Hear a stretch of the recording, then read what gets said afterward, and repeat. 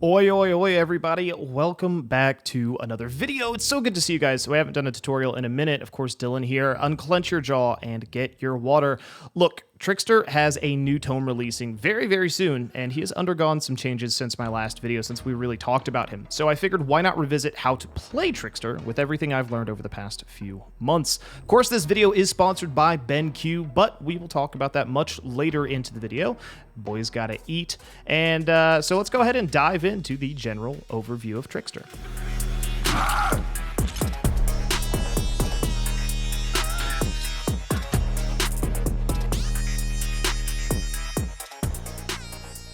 Trickster is a 110% movement speed killer with a 24-meter terror radius and a 40-meter lullaby. The lullaby, of course, is merely a name, as he doesn't actually sing to us, but instead has a 40-meter aura around him that has creepy string music that swells as he gets closer.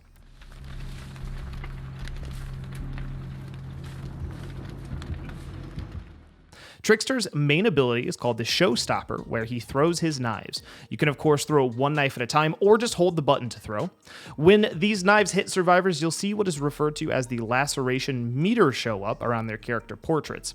5 knives will fill the meter, turning it red, and it will be indicated by this sound. And the final knife will deal a health state, for 6 knives total to take a health state. If you don't deal actual damage with your knives, it takes 15 seconds for the laceration meter to begin decaying. If a survivor is running, it takes 20 seconds to decay from full to 0. And if a survivor is standing still, it takes 15 seconds to decay.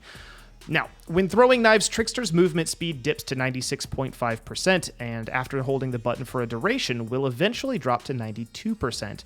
Typically, this is after about 30 knives in rapid succession. Now, the more knives you throw in succession, however, the faster you do throw them. This means that as the throw rate of your knives increases, your movement speed goes down to compensate. This means that when throwing blades, survivors move faster than you, so please just keep that in mind. Lastly, as Trickster lands knives, he will fill his main event meter, which is pictured as a bar around his knife icon. After landing 30 knives, this meter will fill, and main event will be available to use, as denoted by the aura on the screen. Main event will remain active for about 30 seconds, giving the player ample time to decide when or where they want to use the ability, but you do have to press the ability button to actually use it, so keep that in mind. When throwing in main event, you have infinite knives, and the amount of knives held doesn't decrease. You are locked to the 96.5% movement speed, however, you do have your maximum throw speed to offset. Trickster, of course, does have to reload at lockers, very much like Huntress, which takes 4 seconds without Iron Maiden or add-ons.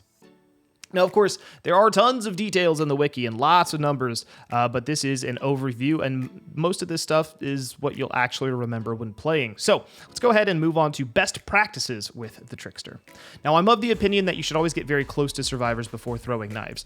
Unlike Huntress, Trickster does not benefit from range longer than like 10 meters. He can't one-shot, he can't take a health state at a like extremely long distance, he can't snipe anybody. So getting close enough is key.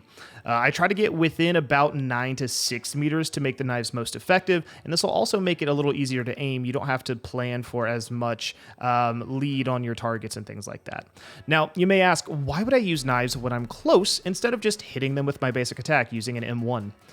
Let's go ahead and break that down. When you M1 with any killer and you use your basic attack, you slow down drastically. You practically stop moving as you twirl your weapon around. In this 3-second period, survivors get 2 seconds of movement speed boost, which means they often make tons of distance. Now, contrast that with throwing knives at survivors who are up close.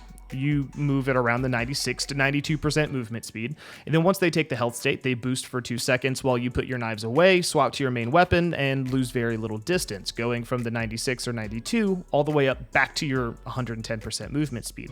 You're not stuck for 3 whole seconds, right, twirling your bat. Alternatively, if the survivor is in a dead zone or open area without much of a place to go, you could just continue throwing knives. And so in this way, Trickster's often considered to have the fastest time to down in the game. Survivors caught in bad places, this is where you want your knives to be.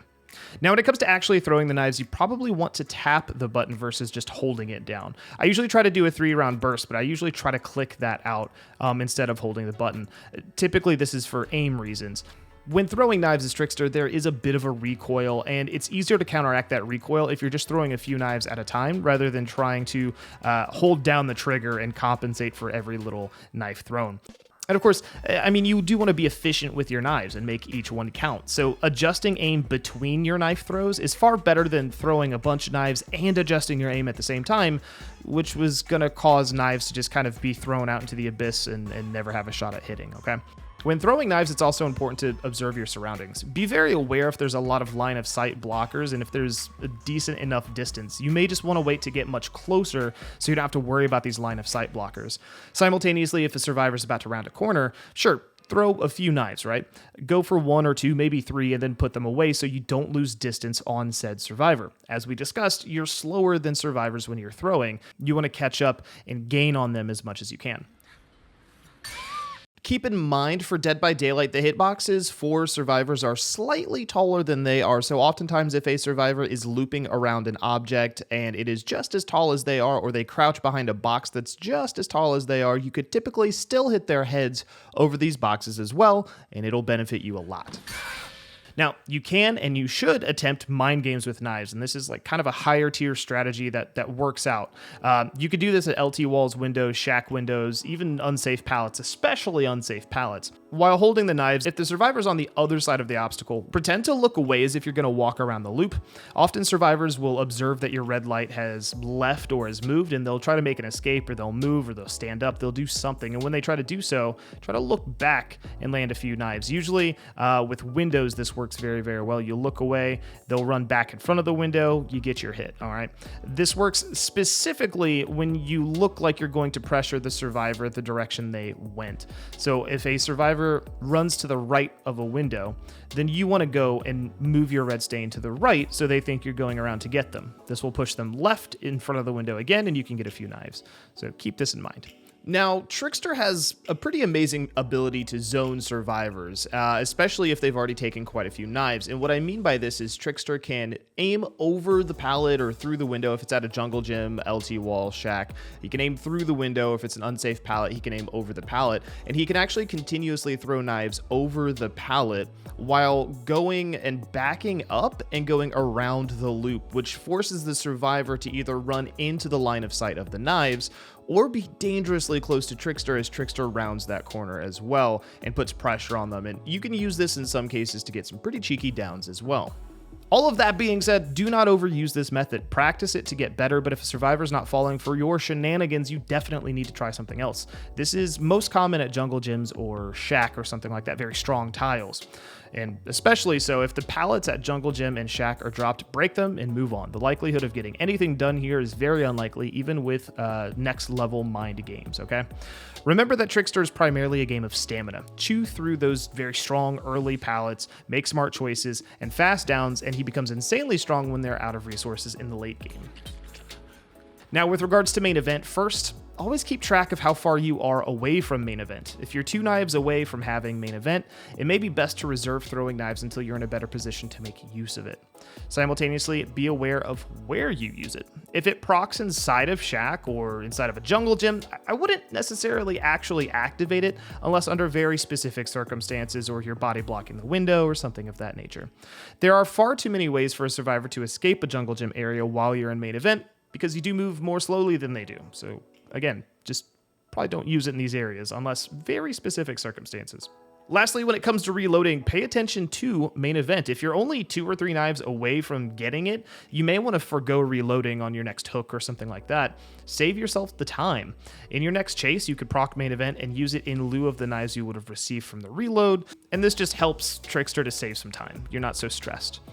And when it comes to reloads, again, be smart about it, all right? I do my best to reload after each hook. If you're accurate and effective with your knives and not just throwing a bunch of them away, you should be able to get at least 1 down per each reload, if not more. You have 44 knives in total, 6 knives to take a health state. I typically try to shoot for 3 to 4 health states per batch of knives, but this depends on scenarios.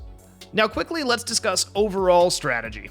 Trickster's insanely strong in some 1v1 chase scenarios, typically areas that are weak pallet loops or between strong tiles. use this to your advantage. He's also incredibly strong at hook protecting. If you notice somebody attempting an overzealous unhook, you can often punish this with knives super easily, but you do not want to catch yourself camping because I wouldn't. All right. 3 gens are Trickster's favorite. When you can corral survivors into a segment of the map, they may struggle more to get things done, especially if you're, doing some smart slugging and things like that. With regards to weaknesses, of course, we've already discussed those a little bit, but survivors who run very early to get to safe areas are very difficult to deal with because you got to get close to really maximize on these knives. So remember that you have a lullaby. They can hear you coming, even if you have Tinkerer, even if you have Monitor and Abuse. So approaching from an odd direction may be the best course of action so that the survivor who runs early runs to a more disadvantageous location than they normally would have. Tall walls are very difficult for Trickster, so places like Shack can be a bit of a pain, but don't fear. Using that sort of burst fire method we talked about, you should be able to get a health state or a down near Shack without too much of a struggle, but it is a bit of an investment. Doubly so if you can get them to throw the pallet early. If you could do that, then it becomes a much easier area. Allow me, of course, to cut in real quick and talk about today's sponsor, which is BENQ. Now, many of you may know BENQ from their monitors. I've seen their monitors for years, but we're actually going to talk about a different product today, the BENQ ScreenBar. Look, I know so many of us are just going to sit and game into the wee hours of the night staring at nothing but our monitors. Sometimes we might be editing. Whatever it is that you're doing, though, there is a lot of science that corroborates the idea that just staring at monitors with no additional light in your space is much harder on your eyes than it needs to be. The nifty little screen bar, it's nestled quaintly on top of any monitor, similar to like any webcam that you would see. It really doesn't require any sort of hardware or anything like that to do. I personally put mine on my Samsung curved monitor and it fits perfectly fine. Of course, the USB cable also can plug right into a monitor, so if you have a monitor with a USB port, it's super clean. You don't have to run any wires to the wall or to the computer itself. It's super nice. Look, we have touch buttons to set up the auto adjustment settings, right? So that you can just tap it and it will auto adjust how bright or dark your room is. You don't have to mess with it. If you really, really want to, you want to turn that brightness up, you absolutely can. Or if you can even change the hue and temperature, if you want to do that,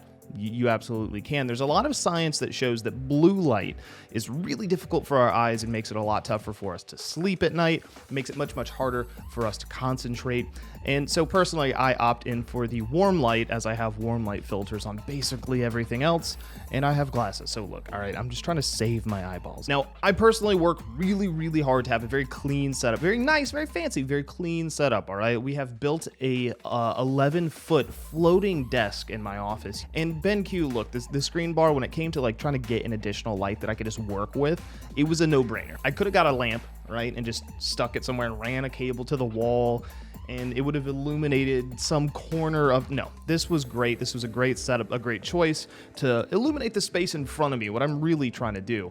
It was a no-brainer. So whether I'm playing Dead by Daylight, whether I'm gathering footage for Dead by Daylight, whether I'm tweeting about somebody else tweeting about Dead by Daylight, or I'm editing videos or doing something else, BENQ basically has me covered. Of course, best of all, this little guy comes in at a $99 price point. Look, I've had 3 months of use out of this thing, almost, I'm gonna say nonstop. I rarely ever really even turn it off, even when I'm not here.